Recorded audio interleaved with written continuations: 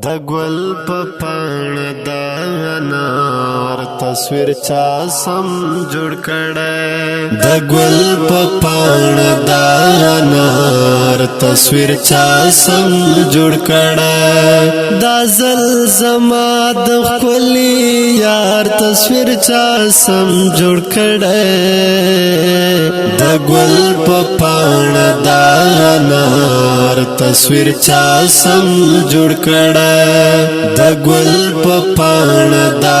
انار تصویر چا سم جوړ کړی د ګل په سپینه پاڼه دوه د وینو څاڅکي پراته د ګل په سپینه پاڼه دوه د وینو څاڅکي پراته ستا د خالونو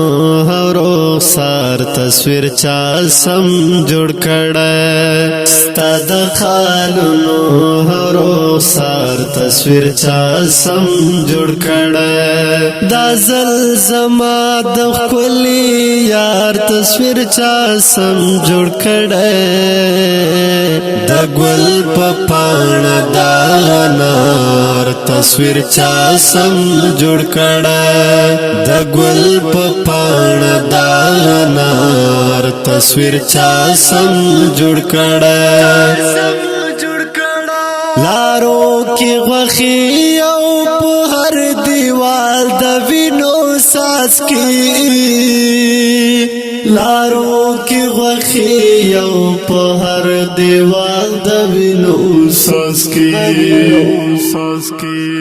زما د ژوبل خار تصویر چا سم جوړ کړی زما د ژوبل خار تصویر چا سم جوړ کړی دا زل زما د خپلې یار تصویر چا سم جوړ کړی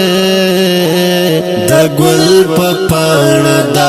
انار تصویر چا سم جوړ کړی د ګل په پاڼه د انار تصویر چا سم جوړ کړی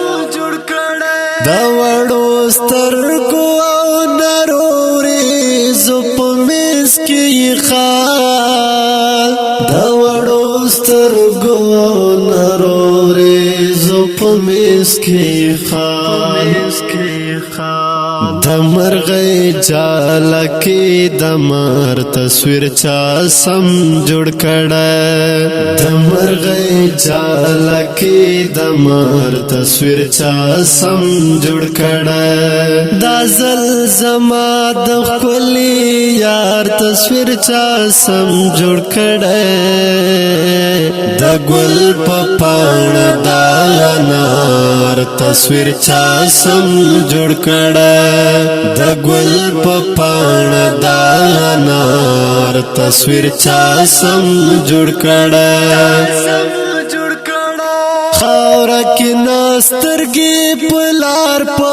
ځمکه کرښې راښکي خاوره کې نسترګې په لار په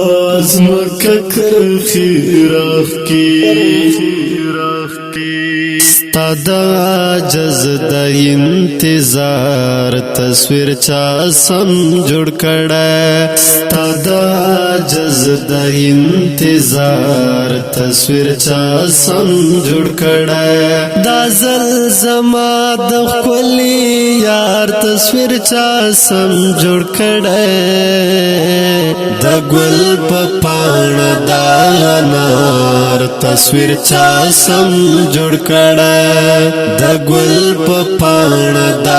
انار تصویر چا سم جوړ کړی اوریدونکو دا ترنه په غږ د سید مراد کلام د محترم لیکوال زید الرحمن عاجز او فارمش کړه د محترم رور تیر مروات والسلام